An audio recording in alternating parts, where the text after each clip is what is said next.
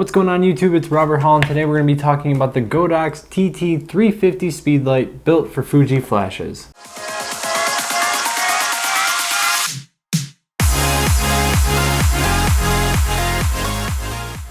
Anybody who's been using Fuji for even a little bit knows that flash is a struggle. Either you're using something like the EFX 500, which is completely overpriced and really doesn't even have the capabilities of modern flashes when you're talking about radio connectivity, or you're using some form of radio equipment that requires conversion of signals, and that's not working great either. There's a lot of connectivity issues there.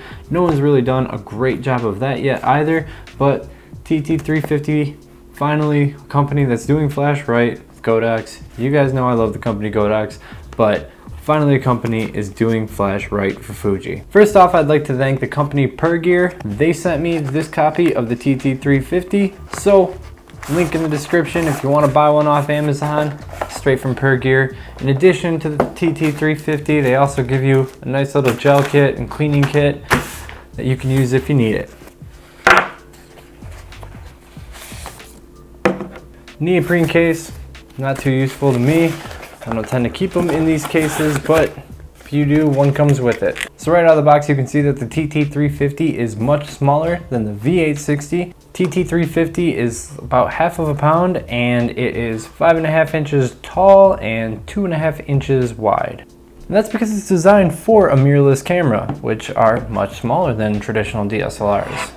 On top of something like the X-T2, feels almost weightless, like nothing is actually sitting there on top, so that's a nice bonus. Whereas when you're using something like the V860 version 2 on top of an X-T2, it just feels like you got too much weight going forward. In order to keep that form factor small, it uses 2 AA batteries instead of 4 AA batteries. If you're used to this type of Speedlight power, then don't expect to get it on the TT350.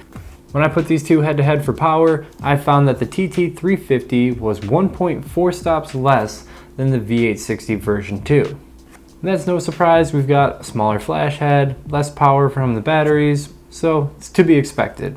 With a pair of Ena loops in there, we're getting about a 3-second recycle time, maybe even a little bit less, so that is actually pretty good.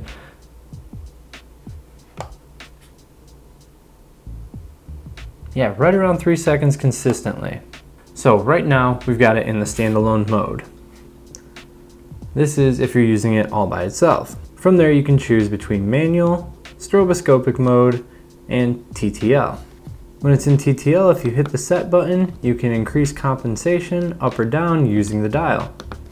In manual, just turning the dial will automatically adjust the power, and the same goes for stroboscopic mode.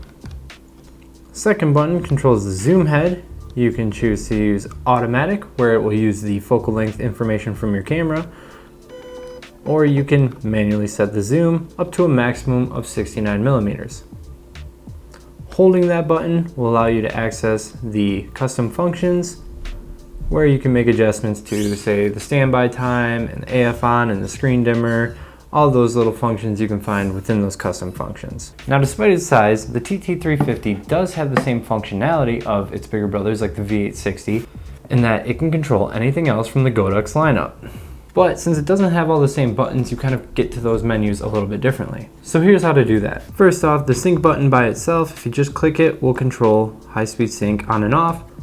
Holding the sync button is going to access the radio options. So when the wireless signal is blinking in the bottom left corner, that is no type of wireless activated. And if you turn it right, it'll go and you'll see an M, and that stands for master. And if you turn it right again, it'll go to slave. So to start off, we'll show it in master. We're also going to bring out another one of these TT350s, and we'll put that one in slave.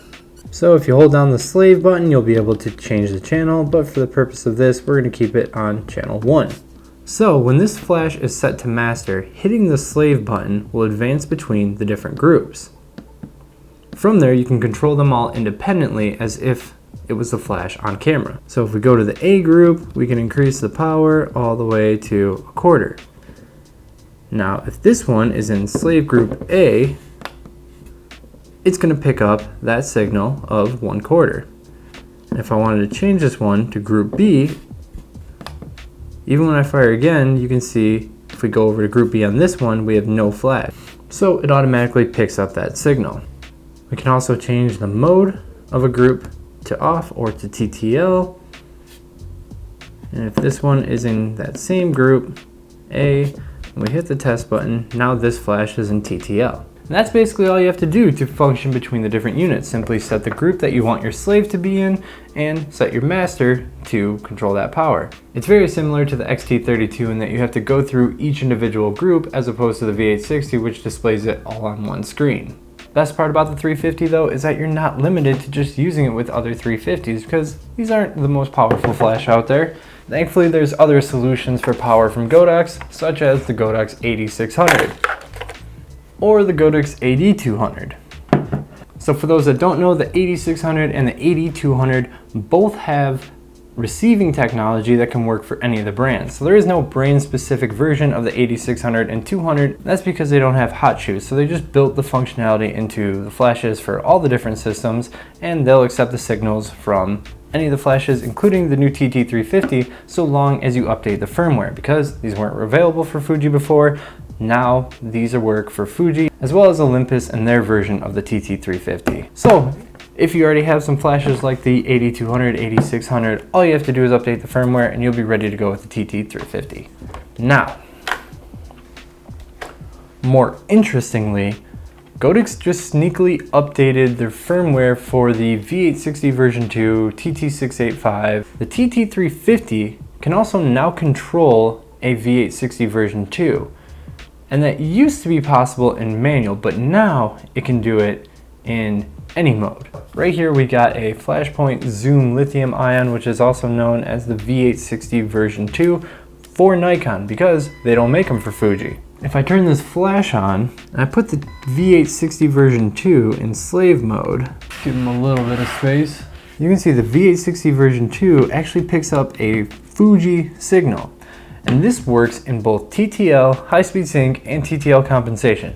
They just did this firmware update out of nowhere, so you can use a Fuji TT350 and get TTL and high-speed sync off camera out of your V860 version 2 or TT685, whether it's for Canon, Nikon, Sony, anything. It all works together now. So this is a huge functionality upgrade that they just did, which is awesome for anyone who's using multiple brands. Or even if you're just using one brand, if you want a more capable Speedlight, a more high-powered Speedlight off camera, now you can go out and buy V862s for Nikon and use them and trigger them with your TT350 with all the functionality. So the Fuji version of the X1 should be out by the end of the month. I'm pretty sure you can get it shipped to you by the end of the month. I've talked to the distributors of a few different Godox equipment suppliers, and these should be out ready to go for Fuji so that you can control multiple TT350s off camera, but for now you can use one TT350 on camera to control anything within the Godox ecosystem. So, final thoughts, this thing is a little limited on power and its recycle speed isn't going to be as fast as, say, a V860 version 2 with its lithium ion battery. I really wish they would have made a lithium ion battery, and I'm sure they wanted to. There must have been some limitation to the flash header power. Otherwise, I'm pretty sure they would have done it given how popular their lithium ion batteries are for other flashes.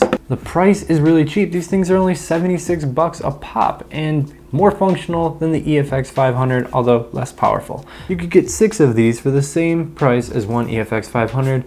There's no question about it, I'd be going this route. Balanced right for Fuji, it feels great on top of the camera, super lightweight and easy to use, and the most primary feature is that it just gets you into this awesome system of lights that you can use off camera. So overall, I would say that this is probably the most elegant and simple solution for multi-light users using Fuji for camera equipment. Thanks again to PerGear for sending this out to me. If you guys are interested in this flash, you can buy it from the link in the description. Just published another video about all the new Godox news, so you can check out all the other products if you're considering getting into this system. Now that you're in Fuji, welcome to the Godox family. You can view that video right here. So thank you guys so much for watching. Leave a like if this video helped you out. Feel free to share it if you think it's going to help someone, and consider subscribing if this is your first time to my channel. If you want to ask a question, you can leave it in the comment, although I'm a little bit more active in my photography gear chat group on Facebook, so that link's in the description if you want to communicate with me along with thousands of other photographers. Until next time, keep on shooting, YouTube.